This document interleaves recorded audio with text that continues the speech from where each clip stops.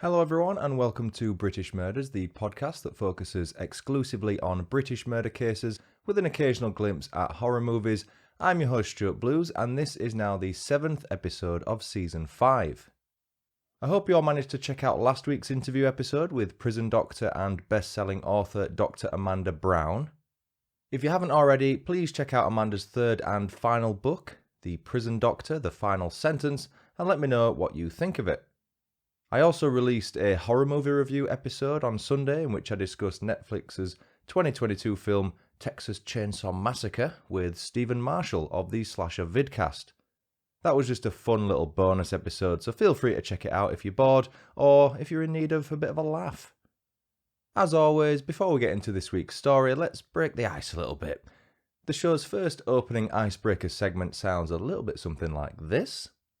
Welcome to Daddy Facts. And here is this week's dad fact. Keep a roll of duct tape handy when hiking. If you feel a blister forming, apply a strip of tape to the area. It cushions the blister and avoids further irritation. See, that's something that's actually useful for our desert island scenario. I didn't know that, admittedly, but yeah, put some duct tape, or any kind of tape, I guess. Maybe it has to be duct tape, on a blister. I guess it's the same principle as your actual blister itself, but you have to pop them, don't you? You have to pop a blister. The second and final opening icebreaker segment is this. The Serial Killer's Book of Haiku. Here is this week's haiku. Skull cracked open. The delights inside excite. Would you like it fried? Cannibalism.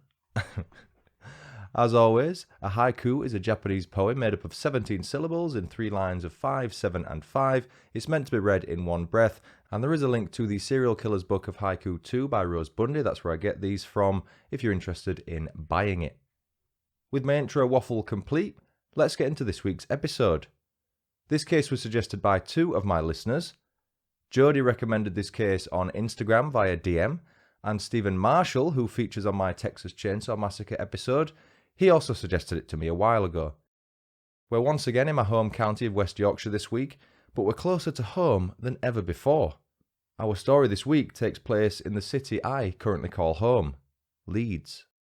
We have been in Leeds before on British Murders. In episode 1 of season 2, we followed the story of Sinead Wooding and her murder. But here are 5 quick-fire facts about Leeds that I didn't mention in that episode. Number 1. Leeds is the 5th largest city in England, with an area of 230 miles squared, or 552 kilometres squared.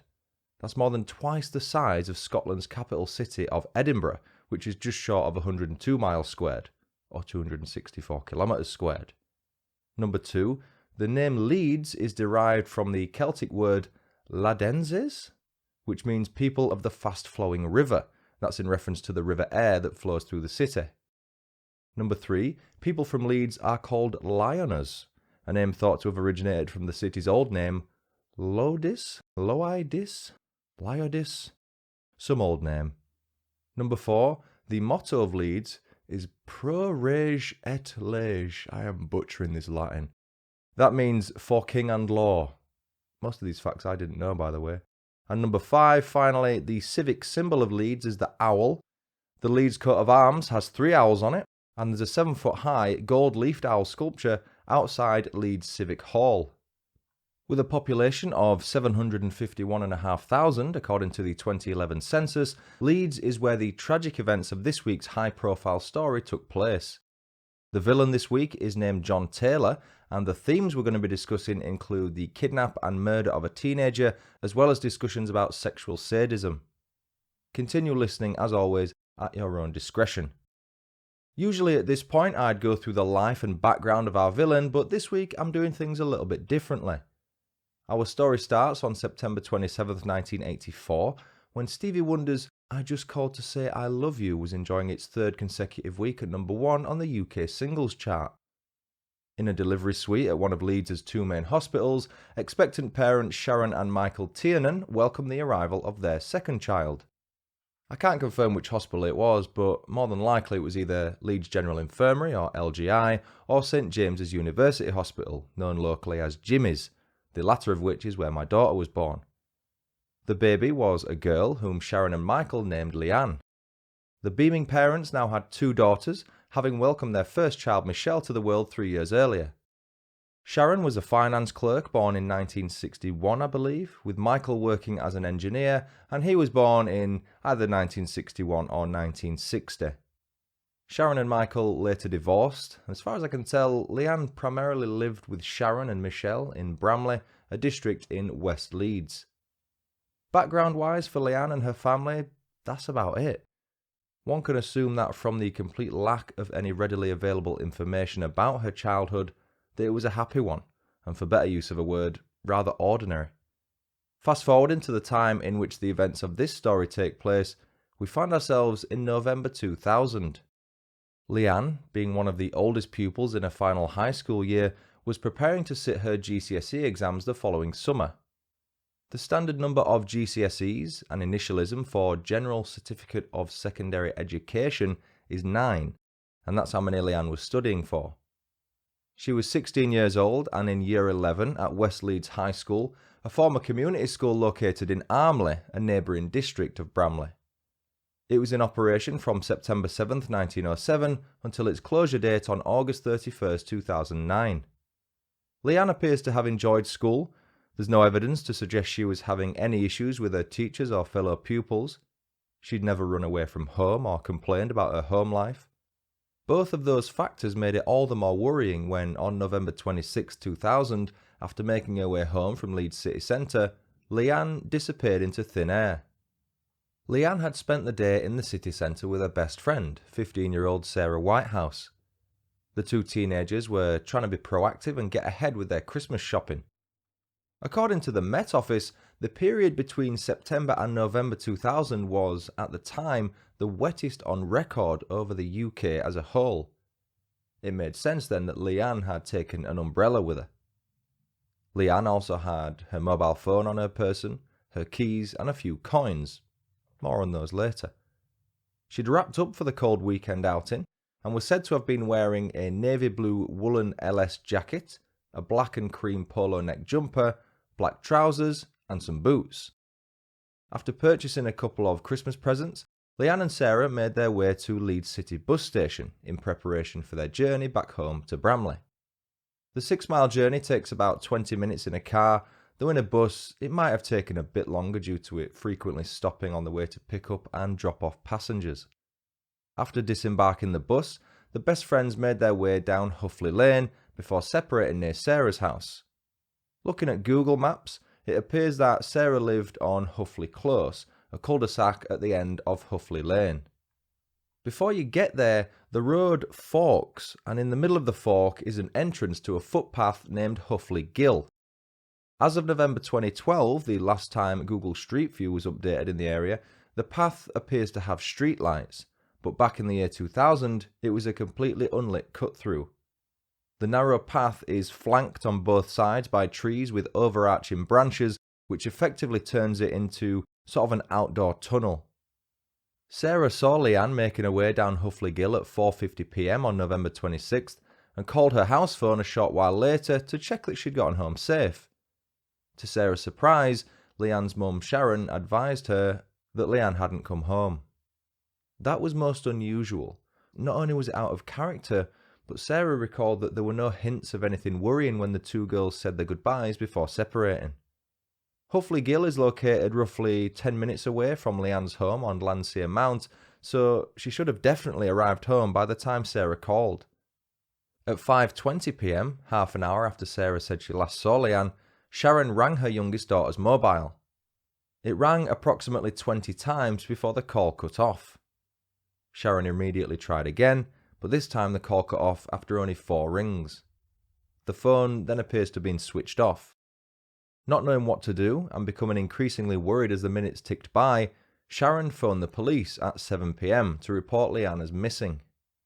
Contrary to popular belief, it's not illegal to go missing in the UK, and you don't have to wait 24 hours before contacting the police if someone you know goes missing. Within 48 hours, the missing person will be recorded as missing, with the details being made available to other UK police forces. A week soon passed without anyone hearing a word about Leanne or her whereabouts.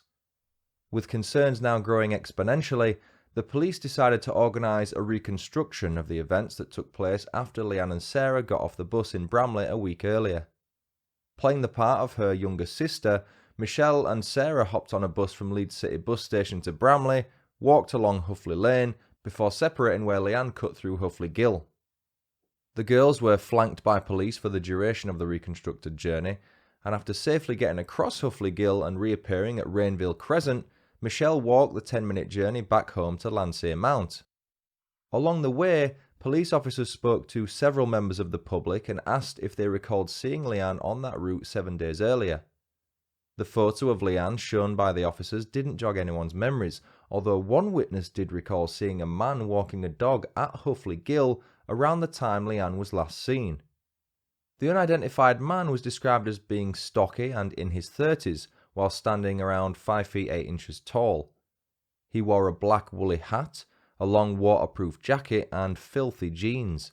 The round-faced stranger was said to also have a reddish complexion that may or may not have been caused by a scar. Not much to go on by all accounts. The investigation into Leanne's disappearance was led by Detective Superintendent Chris Gregg of West Yorkshire Police. He said, "We can't explain why Leanne has disappeared at this stage, but we have to remain hopeful that she is going to make a safe return." The next step was to appeal to the local community of Bramley. DS Gregg appealed to those who lived in the areas surrounding Houghley Gill and Landseer Mount to search their gardens, their garages, their sheds. Searches were also undertaken by officers on or around Houghley Gill in an attempt to find any clues as to Leanne's whereabouts. Sarah explained that Leanne purchased some jewellery from Argos during their shopping trip, including a gold wishbone ring and a titanium navel bar. Photos were produced of similar items to give those searching an idea of what they were looking for. Every day since going missing, Leanne's friends and family tried to contact her on her mobile. The messages either went undelivered or were not answered, which was seriously out of character for Leanne. The only time her phone had been switched on after she disappeared was for a very brief period on November 27th, the day after she went missing. Michael Tiernan, Leanne's dad, arrived back in Leeds on December 3rd, 2000 after cutting his holiday short. He'd been in Tenerife, and it isn't made clear as to why he didn't arrive in Leeds until 7 days later. In all likelihood, it could have been something as simple as not being able to get an earlier flight, or perhaps he wasn't made aware until a few days after Leanne had disappeared in the hope that she'd come home. The complete lack of evidence was concerning, and the police came to the sad conclusion that Leanne had more than likely been abducted by an unknown assailant. On December 10th, 2000, 2 full weeks after Leanne was last seen, DS Gregg extended his team's search to some of the parkland areas surrounding her home. It doesn't specify, but a map of the surrounding area suggests that searches were conducted in Bramley Fall Park and Woods, a 10 to 15 minute walk from Landseer Mount.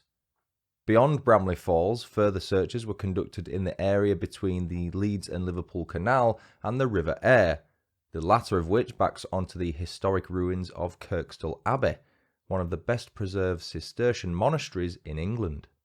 It's actually not far from my house as well. DS Gregg enlisted the help of moorland rescue teams, specialised dog handlers, officers on horseback, a search helicopter, and even an underwater search unit. A large chunk of the Leeds and Liverpool Canal was searched, with the West Yorkshire Police Underwater Search Unit covering the 3-mile area from Spring Garden Lock to Bramley Falls. Time for some stats now.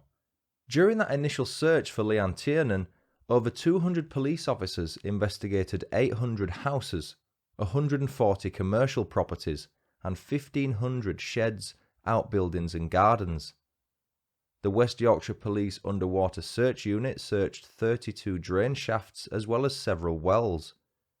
A total of 140 men were taken in by the police for questioning, with 12 search warrants executed. DNA was taken from each of the men questioned.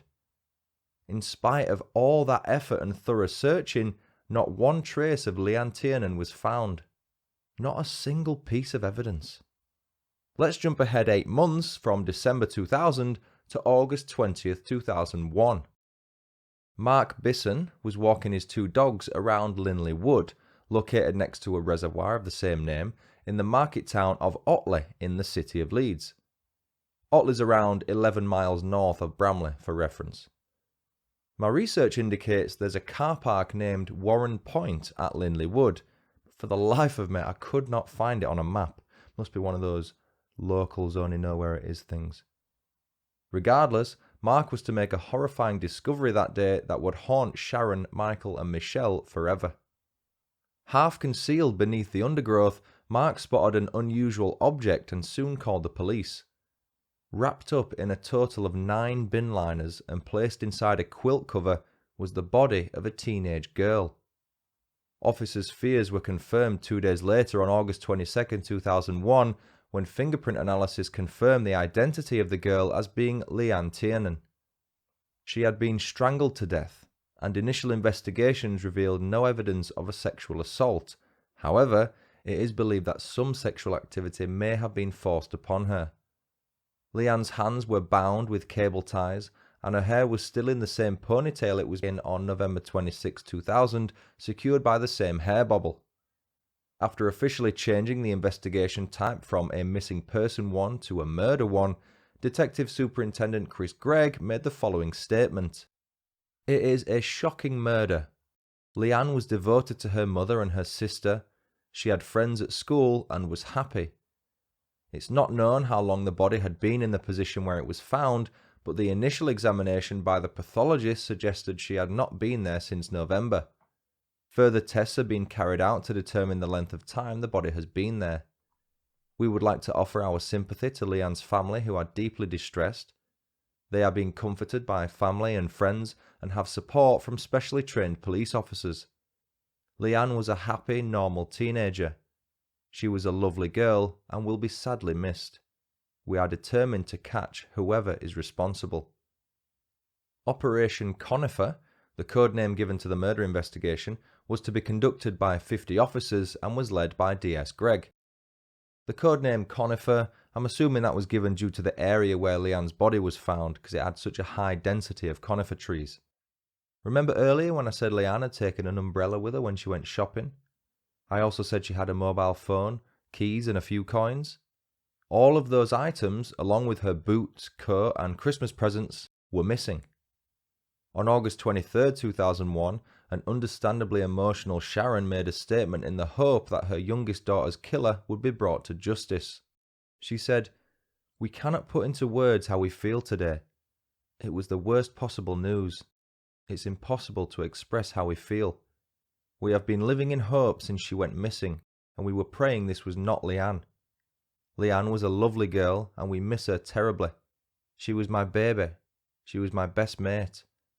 We would ask anyone who knows anything about who has done this to contact the police." You might be thinking, how on earth did nobody spot the body if it was only crudely concealed in an area where people walk their dogs? Here comes a bit of an unusual twist. It hasn't been confirmed as being 100% what happened, but forensic experts believe Leanne's body was kept in some form of cold storage for 8 or 9 months before finally being dumped at Linley Wood. They believe Leanne's body had only been there a matter of weeks before dog walker Mark discovered it, as it only had a handful of pine needles on it from the surrounding conifer trees. Mark also added further confirmation of this by stating he definitely did not see the body there when he was in the same spot walking his dogs 3 months earlier. Leanne's body had not deteriorated and decomposed as much as it should have over a period of 9 months. The other explanation, of course, was that she was killed shortly before her body was left at Linley Wood, but that would mean she'd been held hostage for almost a year. The cold storage theory was thought to be the most likely explanation. As officers began searching the area for clues, they were reminded of an unsolved murder case involving the murder of a 32-year-old sex worker from Bradford named Yvonne Fitt. Yvonne was stabbed to death after last being seen in January 1992 at the Department of Social Security office in Bradford, West Yorkshire. Her body was found 8 months later in a shallow grave at none other than Linley Wood. Her body was in fact buried a mere 100 yards away from where Leanne's body was found. There was no way the police could confirm the two cases as being linked at that stage, but the similarities were such that they were forced to explore that possibility all the same. On August 25, 2001, it was suggested by forensic archaeologists that Leanne's killer had initially planned on burying her body in a shallow grave rather than crudely concealing it beneath the undergrowth. They had discovered a hole 3 feet away from where Leanne's body was found that was 2 feet wide and 1 foot deep. Due to the dense foliage and tree roots in the area, Leanne's killer is thought to have abandoned the idea due to the level of difficulty it was providing. But who was this cold and heartless child murderer? In the 2 months since discovering Leanne's body, police were doing their utmost to answer that question, and on October 16, 2001, they believed they had found their man. Born on August 27, 1956, the man arrested on suspicion of Leanne's murder was 45-year-old parcel force delivery man John Taylor. Also from Bramley, the divorced father of 2 had his terraced home on Cockshot Drive searched by police as part of a mass house search, something which is considered a rare and unusual investigation tactic. I'll come on to how and why John was arrested in just a moment, but before I do, let me tell you a little bit about him. Before his divorce was finalised in 1996, John Taylor and his ex-wife had 2 children.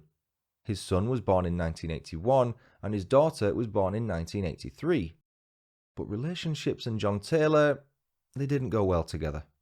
Many of his relationships were turbulent due to his sadistic sexual tendencies. As a singleton, John frequently contacted women who had placed Lonely Hearts ads in newspapers or magazines. Remember, this was a time before online dating apps such as Tinder existed.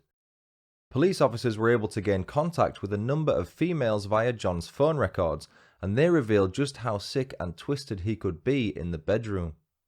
John's sexual weapon of choice was plastic cable ties, which he used to bind his partner's hands behind their back during sex. He was also fond of using bondage items such as whips, chains, and other objects prevalent within the sadomasochism scene.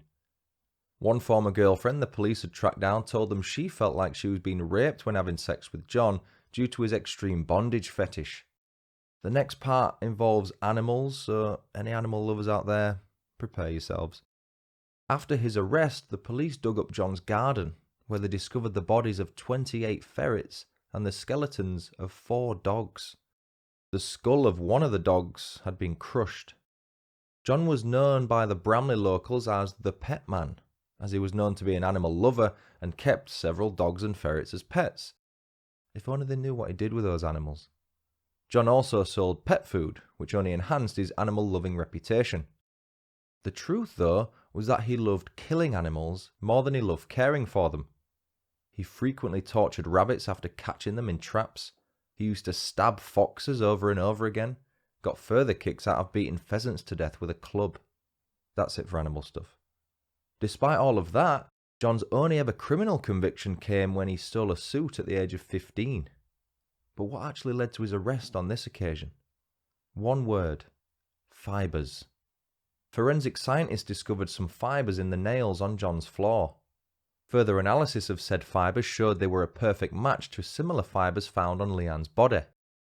John had recently taken the carpet up in his house, one would assume in an attempt to hide any evidence, but he didn't realise that the nails holding down the carpet would lead to his downfall.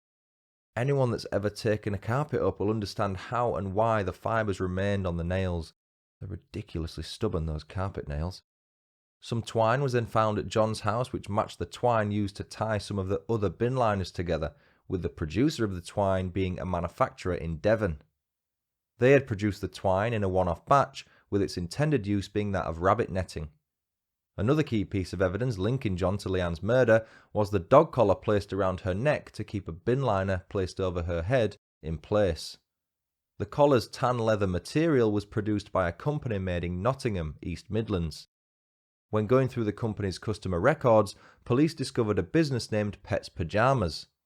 Pet's Pyjamas, who were based in Liverpool, Merseyside, had very recently sold 6 tan leather dog collars matching the description of the one found on Leanne's body.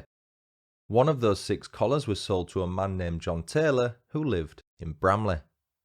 As I mentioned earlier, John sold pet food, as well as other pet supplies, to provide a second form of income to supplement his earnings from the parcel force job.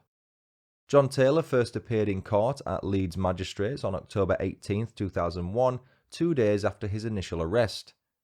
DS Chris Gregg had the following to say about John and his background. Taylor appears to have been an ordinary man, but he is not. He has an extremely dangerous nature. This is displayed in the way in which he treated animals throughout his life. John appeared in court again 4 months later in February 2002 and pleaded guilty to the abduction of Leanne Tiernan, but not guilty to her murder. Some key witnesses were called to court, including one of his ex-girlfriends. Referred to as simply Mrs. E, she claimed that John once asked her, and I'm not making this up, if he could have sex with her 15-year-old daughter. How disturbing is that? Mrs. E went on to testify that John had told her something that made her sick to the stomach in February 2001, a mere 3 months after he had killed Leanne Tiernan. John told Mrs. E that he fantasized about tying her daughter up with cable ties and having sex with her. A reminder that Mrs. E's daughter was 15 at the time, only a year younger than Leanne. On July 8, 2002, John Taylor finally pleaded guilty to the murder of Leanne Tiernan after admitting what he'd done at Leeds Crown Court. The chain of events on that wet November day back in 2000 were as follows. John spotted Leanne walking on her own through Houghley Gill after separating from Sarah. As he walked past the teenager, he turned around and grabbed her from behind. After blindfolding Leanne, John placed his coat over her head and led her to his home on Cockshot Drive, located half a mile from Houghley Gill. It would have only taken them about 10 minutes to get there. Witnesses would later claim they heard a scream as well as a mobile phone ringing, although the ringing eventually stopped. That will have been Sharon attempting to ring Leanne before John declined the call and switched the phone off. What happened at John's house isn't 100% clear, though even if it were, going into further detail would serve no real purpose. Regardless, the end result was an innocent teenager being strangled to death by an incredibly dangerous and violent man. No conclusive test could be done, but it's thought that John kept Leanne's body in cold storage at his house for anywhere between 3 weeks and 9 months before dumping her body at Linley Wood. Sentencing judge Mr. Justice Astill handed John 2 life sentences at Leeds Crown Court, one for kidnapping Leanne and one for murdering Leanne. He said in his closing statement, "You are a dangerous sexual sadist. Your purpose in kidnapping this young girl was so that you could satisfy your perverted cravings." Initially, Judge Astill wanted to give John Taylor 25 years as a minimum before he's eligible for parole, but Lord Wolfe, who was Lord Chief Justice of England and Wales at the time, went on to reduce that minimum to 20 years. His justification for doing so was that he felt it was more in line with the then current practice. Lord Wolfe did say that despite the new 20-year minimum, it was likely that John Taylor would spend the rest of his life behind bars. Sharon's response to the sentencing was as follows. "Although John Taylor has been locked up, our agony continues. We feel nothing from him. We are pleased that he is being locked up so he can't do this to anyone else, but life should mean life." A series of cold case reviews took place following John's arrest, as they now had his DNA on file and were convinced that Leanne Tiernan was not his first victim. At first, John was only linked to 2 historical cold cases. On October 18, 1988, a balaclava-clad John Taylor threatened a 32-year-old mother with a knife before raping her near Houghley Gill. She was on her way to pick up her kids from school. On March 1, 1989, a once again balaclava-clad John Taylor broke into the home of a 21-year-old woman in Bramley and threatened her with a knife before stripping her, blindfolding her, gagging her, and raping her. John was formally charged with the 2 rapes in October 2002 and pleaded guilty to both in court on February 4, 2003. He was handed 2 further life sentences, along with a 30-year minimum sentence by His Honour Norman Jones QC, the then Recorder of Leeds. Despite these latest convictions leading to further life sentences being handed to John, DS Gregg wasn't convinced that that was the end of it. He said, "We are still concerned that there may be other victims and families who have been affected by the actions of Taylor. Our inquiries are ongoing, and we are still trying to piece together as much information as we can about him." DS Gregg's concerns were eventually found to be warranted. It was revealed in late 2018 that John Taylor had committed 16 total offences between 1977 and 1996 against 5 separate women and children, one of whom was a 7-year-old girl. The offences included rape, buggery, grievous bodily harm, as well as several other offences. As with the other 2 rape convictions, these latest 5 came to light on the back of the cold case reviews using John's DNA.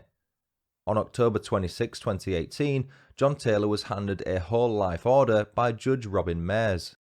That means he will never be eligible for parole and will spend the rest of his life in prison. In his closing statement, Judge Mayers said, "You are responsible for a 20-year campaign of rape and sexual assaults against women and children, fueled by a sadistic desire to inflict pain for sexual gratification.